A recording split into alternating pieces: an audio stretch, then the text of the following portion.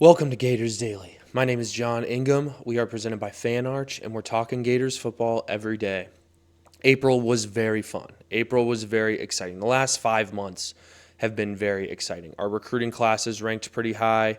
Our coaches have come in and made a difference. The spring game was a lot of fun. We've had a lot of former players, former coaches, journalists, sports reporters, anyone and everyone that's excited about college football is getting excited about the Florida Gators. The change that's happening, the rebirth of the program, call it whatever you want. But the Gators are coming back. People are excited about it. April proved that to us. April got us excited about that, gave us some evidence that was more than just hype and regime change. It brought us some evidence. We had players drafted in the draft. So clearly after 4-8, after 8-5, after 6-6, after all these bad seasons we've had in the recent past, we've still had talent good enough to get drafted. So the talent is not the problem. The floor is not the problem. That was proven in April with the draft. The spring game with some of these guys playing really well. Offensive receivers looking electric. Defensive players being able to tackle. So we've had some really good things happen and peek into the program.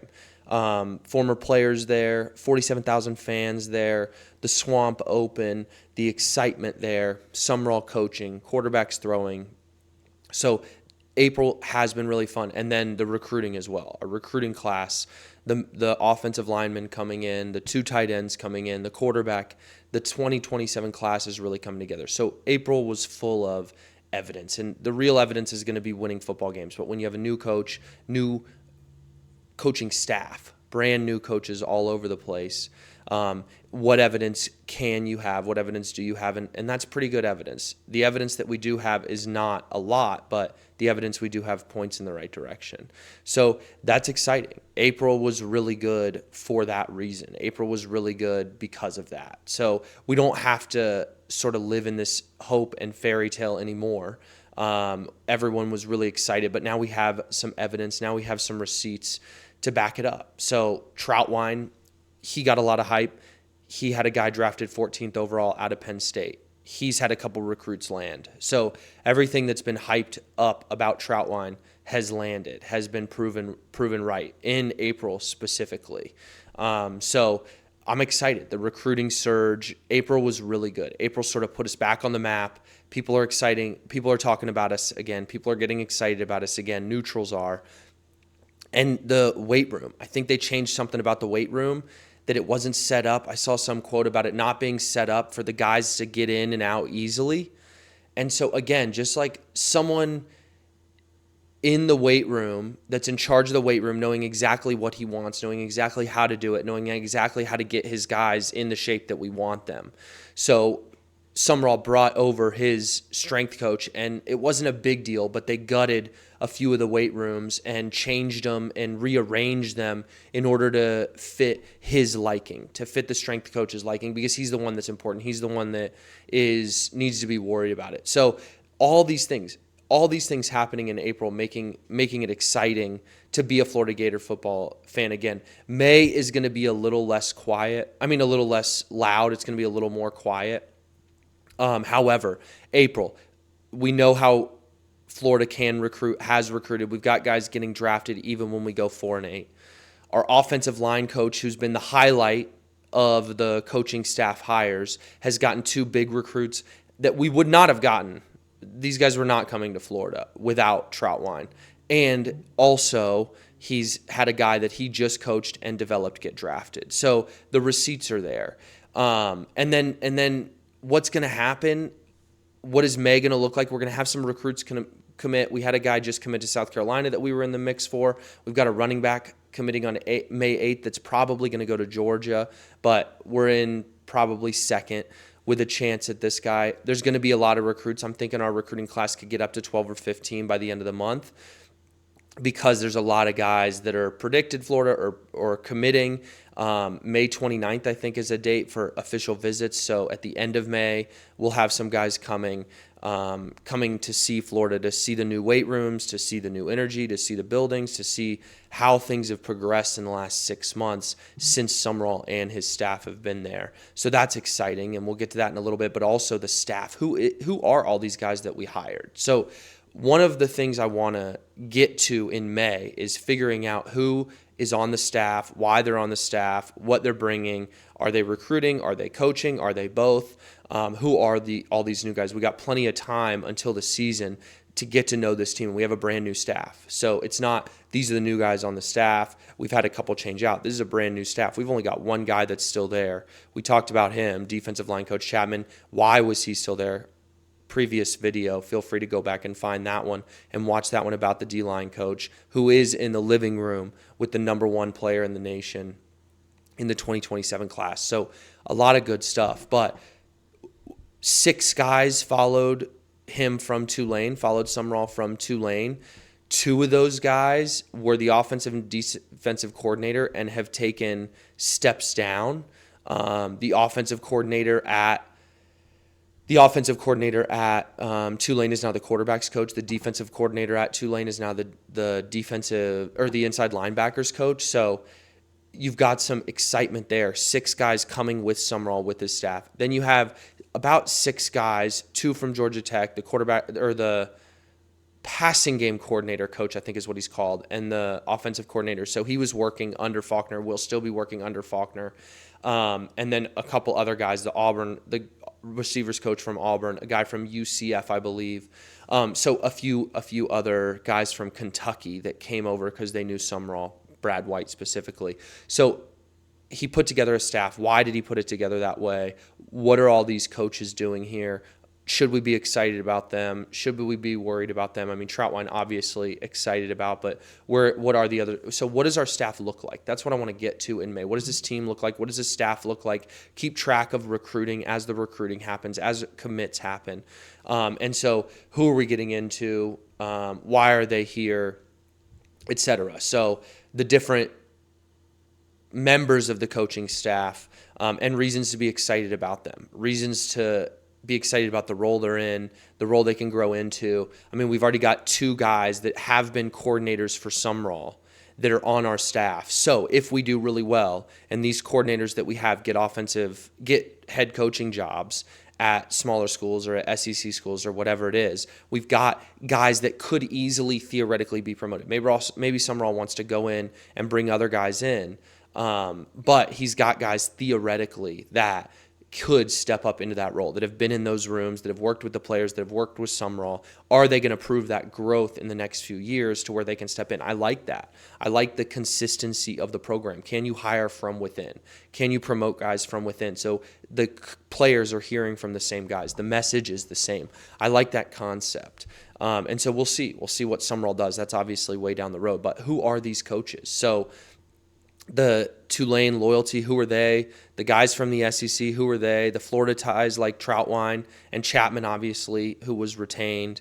So it's a balanced staff. It's not a random staff. He also hired it really quickly. He hired it in like 30 days. He had his whole staff figured out. So he had an idea before he took this job of if he got a job like this, what would his staff be? And he met with his Tulane guys in July or June and said, hey, if you guys are getting offers from other schools, that means we've had a good year here. If I'm getting offers from other schools, that means we've had a good year here. So whatever we do, whatever offers we get, those are going to be good things. Those are exciting things. Just ask them to respect what we've built here. Ask them to finish our season. Ask them, if they ask you to not play for us in order to play for them next season, why are they doing that? Who are they valuing? So he was aware. He knew what guys he would take over. He knew guys that he thought were going to be on his staff because he was thinking about this last summer. A year ago now, he was thinking about getting a job like this. Not the Florida job specifically, but getting a job like this. Who would his staff be? So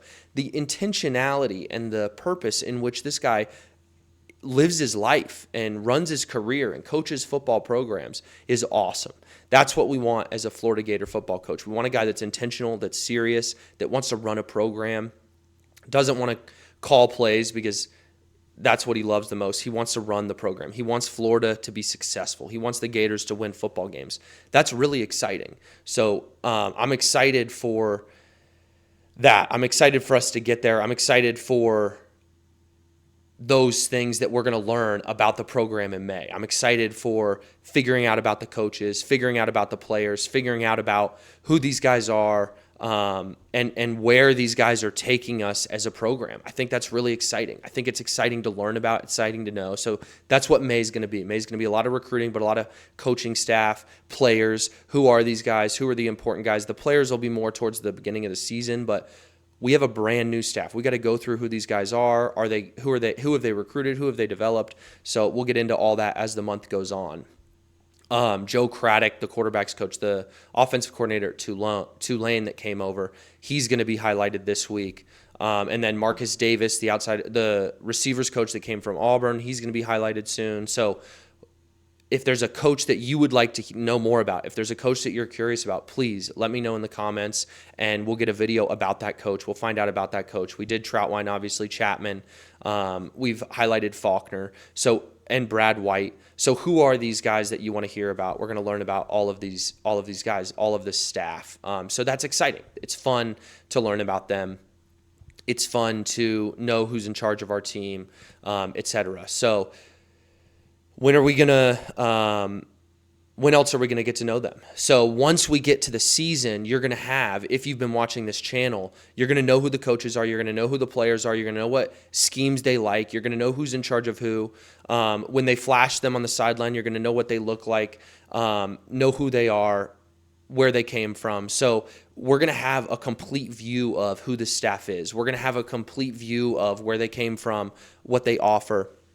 And Sumrall, it's going to give us a better view of Sumrall. It's going to give us a better view of the Florida program. Sumrall is in charge of the Florida program right now. So whatever decisions he's making are giving us insight into what this program is, what this program's about, who these coaches are, what these coaches are about. So if we can find out a lot about these coaches and find a little bit more reasons to be optimistic, more reasons to be hesitant about Florida Gator football season. I mean, maybe these coaches and the staff he hired is the difference between a 6-6 season and a 9-3 season. Maybe one of these coaches developing players. I mean, we've talked about Troutwine being worth 1.5, 2 wins a season because he's developing his coaches. He's developing his linemen. He's developing his players as a coach. So can you get a staff where each coach is worth 1.5 wins a season? Then all of a sudden, you're getting to the point where you're in the playoffs every year. And these games that are decided by little things, little margins, we come out on top because our position coaches are that much more prepared because Sumrall's too busy. He's too busy worrying about the program. He's too busy worrying about the culture. He's too busy worrying about the big things, the foundation that he's got to maintain year in, year out, week in, week out, day in, day out. These position coaches have to be in charge and have to be inspired and given the responsibility by Sumrall, empowered to coach these guys, to develop these guys. That's really important. So who are these coaches and who is Sumrall giving that power to? Who is Sumrall empowering in order to empower our players to make this player-led program be great? I'm rambling a little bit. However, the coaches are going to be the theme of May. Who are they? We're going to learn about them. And then also there's going to be a lot of excitement in the next couple weeks. There's a 4-star safety that's predicted between Florida and Georgia. There's a 3-star D lineman from Coral Gables predicted to Florida that's supposed to commit on Wednesday. So if both of those guys commit this week, that's 12. On Friday, May 8th, the 4-star running back that we spoke about choosing between Florida and Georgia, Clemson and Tennessee is favored to go to Georgia, but Florida's in his finals. He's visited them 12 times. His uncle played at Georgia. Do not get excited. However, we're in that conversation.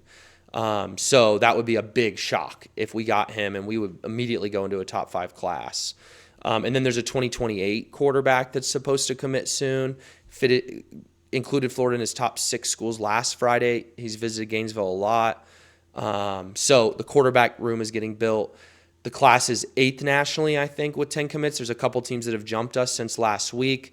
2 more could push it, though. The commit from the running back, the flip, could push it. So it's exciting. I mean, it's exciting time. May's going to be a little less exciting, a little more boring, so we're going to dive into the coaches, learn about the coaching staff, etc. But if there's anyone you want me to teach about, to learn about, if there's anyone you want to get into specifically early, let me know in the comments. We'll talk about all the coaches. But thanks for listening. leave a comment, all those things help. My name's John. This is Gators Daily. Talk to you soon.